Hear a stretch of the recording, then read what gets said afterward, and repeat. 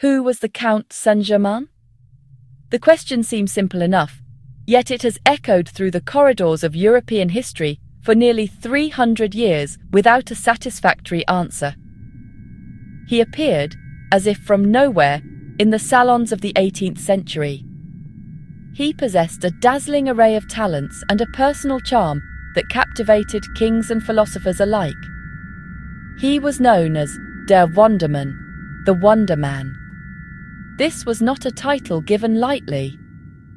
It was earned through a life so extraordinary, so filled with inexplicable events, that it defied rational explanation at the time and continues to do so even today. His origins were a mystery, a subject of endless speculation.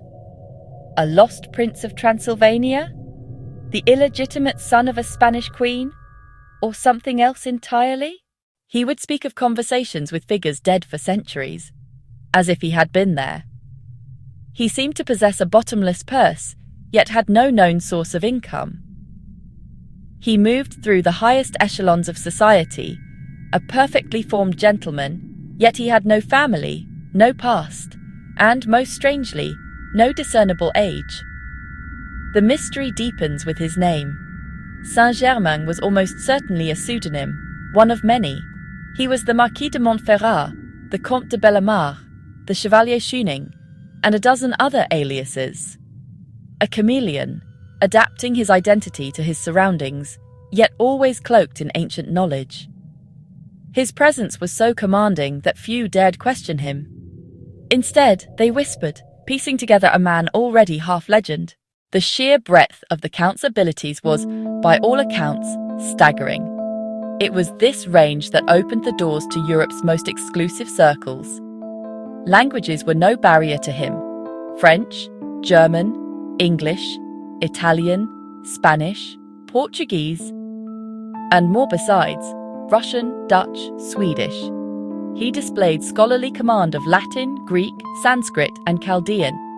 Music was another field where his genius shone, a composer and virtuoso, on the violin and the harpsichord. His compositions were exquisite. His playing could move audiences to tears. He performed in Paris and London, leaving listeners spellbound. Baron von Gleichen noted he played as if the instrument were part of him. Beyond the arts, his science and chemistry were revolutionary. He established laboratories from Paris to St. Petersburg, working tirelessly. The Count Saint-Germain was no parlour magician. He was a serious political player. He moved with confidence within the highest courts of Europe. He rose to prominence in the 1740s at the court of Louis XV, soon a favourite of the king, and Madame de Pompadour, captivated by his wit, anecdotes, and knowledge of state secrets. He was given apartments at Chambord and a laboratory. Louis visited to watch chemical marvels, and entrusted him with delicate diplomatic missions. In 1760, during the 7 Years' War, he was sent on a secret peace mission to The Hague, negotiating with English and Prussian envoys, bypassing the Duc de Choiseul. Choiseul discovered the talks, became furious, and ordered his arrest. Saint-Germain fled Holland for England. His French career ended. He resurfaced in Russia as General Weldon, whispering in the coup that raised Catherine the Great.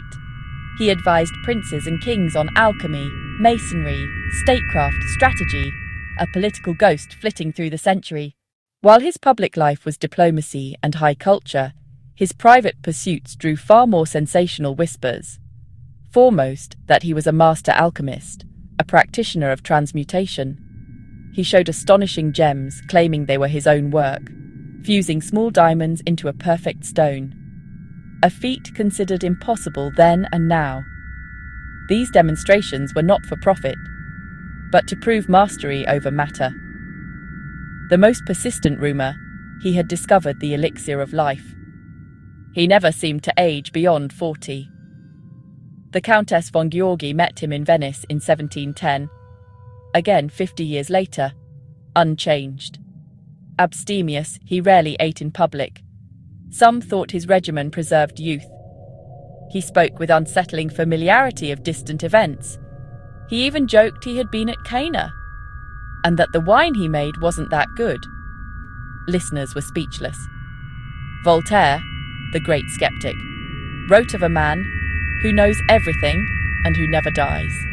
Thus, the living myth was sealed. The record states that Count Saint-Germain died on the 27th of February 1784 in the castle of Prince Karl of Hesse-Kassel.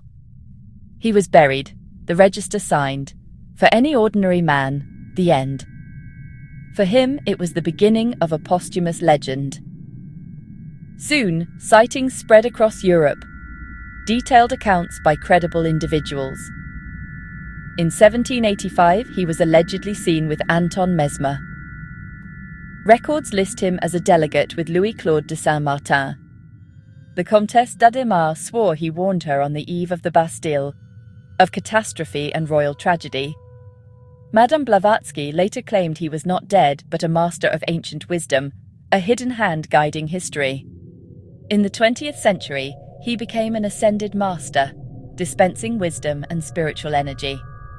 The man who never seemed to age in life achieved immortality in death. His story refused the grave. To grasp the mystery, we must hear those who met him. Their accounts, in letters and memoirs, paint an utterly bewildering man. Von Gleichen praised his chemistry and his convincing tales of the past, yet called him an ingenious, unfathomable charlatan. Even so, he could not dismiss the man's gifts. Prince Karl of Hesse-Kassel called him one of the greatest philosophers he knew, witnessing experiments firsthand. Present at the end, the prince believed he died in 1784, yet remained baffled. Casanova, master of deception, called him handsome, polyglot, and a virtuoso, yet a learned impostor. It reads like grudging admiration from a professional rival. Voltaire quipped he never dies, perhaps tongue-in-cheek, yet telling. Believing friend, rival, skeptic, their testimonies do not solve the puzzle. They deepen it. One man, many meanings. And so the legend endures. So, who was he? An immortal alchemist who unlocked eternal life? An exceptionally brilliant spy?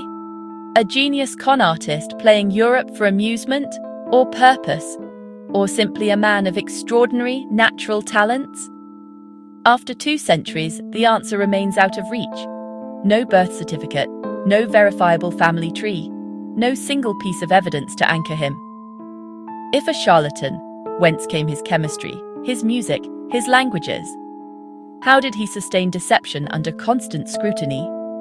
If a spy, for whom? His efforts served no single crown consistently. If merely gifted, why did witnesses swear he did not age? Every logical path meets a wall, and therein lies the fascination. He is a blank canvas for our mysteries,